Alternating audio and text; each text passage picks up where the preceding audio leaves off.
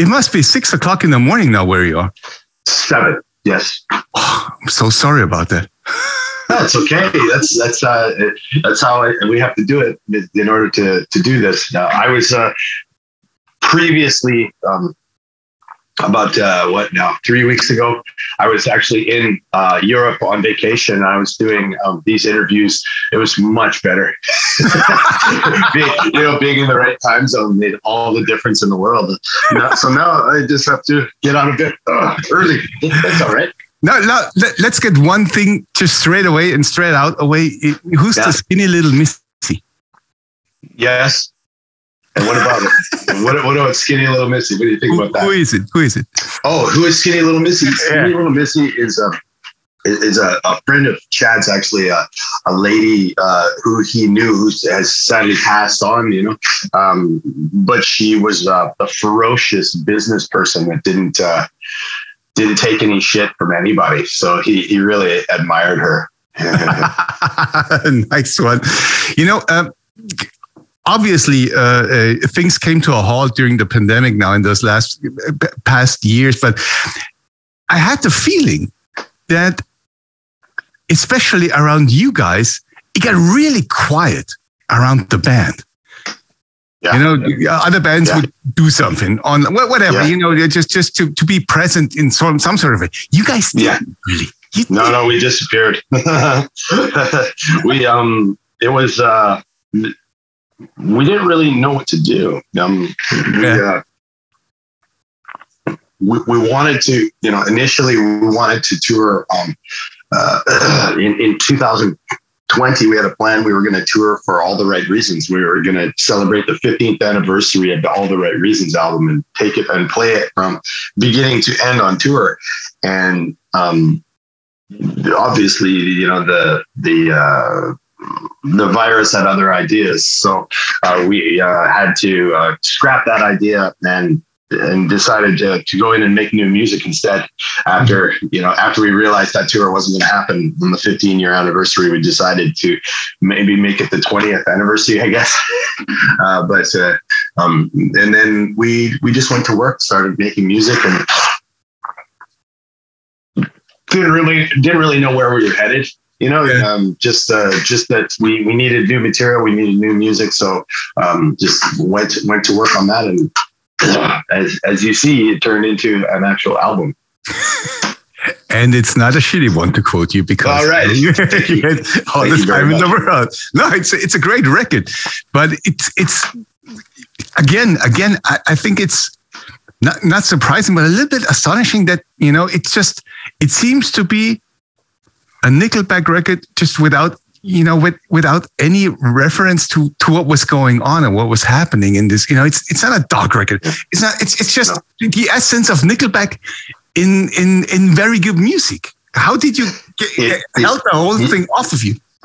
It's more than anything. I think that if there's one sentiment on this, it's that we're just really happy to be able to do what we do for a living, and that we realized kind of how special it was when we couldn't do it anymore.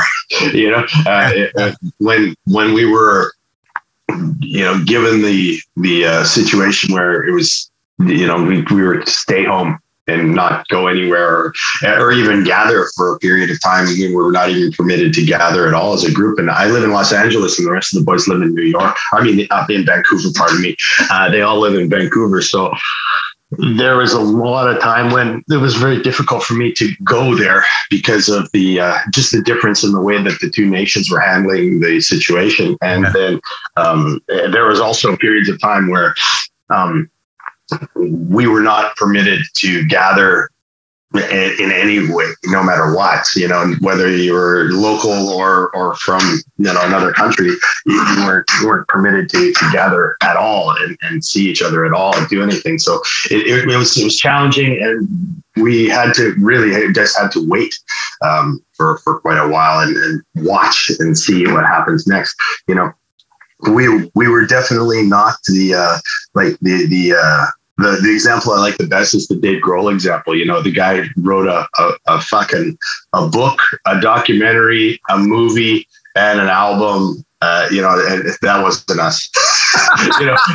He took it as an opportunity to just work, and instead we didn't, and waited and rested and watched, and then we could sort of see the door kind of crack and open, and people were actually starting to tour and do things. And we thought, oh boy, we better make some new music and get ready to, get back to work. So that was kind of an inspiration to get us back in the studio and operating again, because it was going to be time to go. Was it a hard record to make? A difficult one? I would say I don't know if it was hard or difficult, but we went into it with no expectations.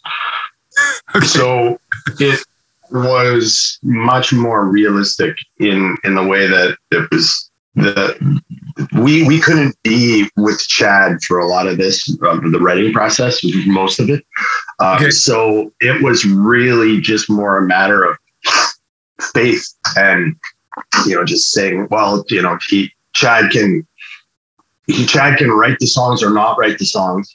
He can record the ideas or not record the ideas. It's not, we've never had a situation like this where we didn't really have to do anything at all. Mm-hmm. But it was a choice that we wanted to do it. And that was a very, very different experience for us. Just the attempt is to remove the pressure from Chad to just perform and create, like some kind of machine. We wanted to give him the opportunity to, if he wanted to do it, and if it didn't come, then that's fine. We'd be patient, and if it never came, that would be okay too. Just really kind of make peace with the idea that it's at his or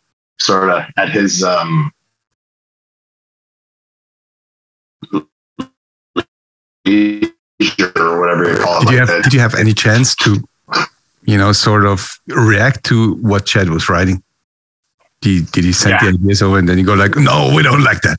No, I remember the one thing that I got sent and when he first came up with the introduction for San Quentin. Mm-hmm. I was very, very happy to hear that. Because I like the heavy music, heavy metal is my thing, and when I heard that, I was like, that was a nice heavy bit, and I was like, yes, I very much look forward to playing on this one. I was really, really happy to hear it. Get Rollin. As I said, it sounds so essentially Nickelback in every song, really, that I was wondering if you ever considered trying something new, trying something differently. Well, the basic sound of Nickelback is trying different things. It's like we have our hard rock songs and we have our party songs, like you said about Skinny Little Missy, etc. And then you have the love songs that Nickelback does. Yeah. And there's a couple other things that are a little bit off that even different from that. That we always try to spread out and stretch out. And if you or anybody listening, kind of what somebody could definitely doubt that, we do have a very diverse and varied kind of sound. If all you hear is the Nickelback on the radio, this is where you're going to hear all the same kind of Nickelback. However, Nickelback does record a whole bunch of other different sounds and styles that just don't get played on the radio. So you have to get the albums if you want to hear the full diversity of our approach. How many songs have you written for this one? How many songs have you recorded actually? Of this song? Or this record, yeah. This record. We wrote and recorded 11 songs. That's it. We did. There should be 11 right there. I'm just counting it through. Thank you. I hope there's 11. Where are the B-sides? What do you do with the singers? we don't. A long time ago, we decided that we would only record what we were going to use. So we would approve it in the demo phase. Yeah. And we wouldn't, if it wasn't going to go on the album, we would not even go into production with it.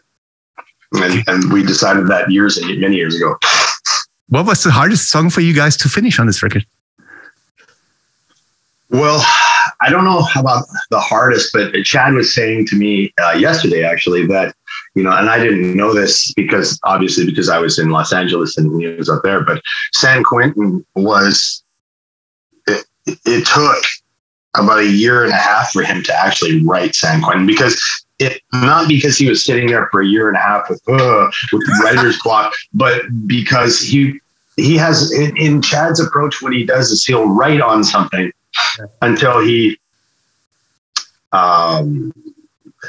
gets bored or whatever. He wants to move on. So he will write on something for a while and then go, oh, okay, let's move on to this song. It's a very scattered approach that he does because that's kind of mind that he has. So he'll have in his brain 5 different songs going at once. And when he's tired of working on one, he's just like, oh, let's flip over to, Tidal Wave, or let's flip over to Ski Little Missy or whatever. You know what I mean? Like he'll just keep changing the channel to keep himself interested, I guess. How did Chad get the idea to San Quentin? I mean, there was the Johnny Cash song, obviously, but then again, he was at San Quentin. Huh? Was that San Quentin? That was full. I thought that was Folsom Prison, but I don't remember. I should do that. There's two. There's two actually. Yeah. I should. Oh, okay. I should know that one because Johnny Cash is a huge influence. I love Johnny Cash's work so much. But the story that Chad tells us is that he was years ago. He was at his friend Guy Fieri, this famous celebrity chef guy here in California. Actually, he was at his house in Northern California at his birthday party, and he met this person, and they were talking, and the person clearly knew who Chad was and what Chad does, and said. So Chad said, what do you do? Now that you know what I do for a living, what do you do for a living? And the guy said, well, I'm actually the warden for the San Quentin prison. And Chad just looked at this, young man, not like out of central casting of, what does a warden look like? It just looked like a young dude, nice guy. And Chad's like, you mean you're the warden of San Quentin? And he's like, yeah, I've been there for a little while actually. And Chad is like, oh, and he went to his phone right away and started putting in notes about San Quentin and how, the name San Quentin just sings very well. It just has a lyrical quality already. Yeah. So he just had to then take that and then add to that the guitar riff, and then the ideas started to flow, like I said, for a year and a half.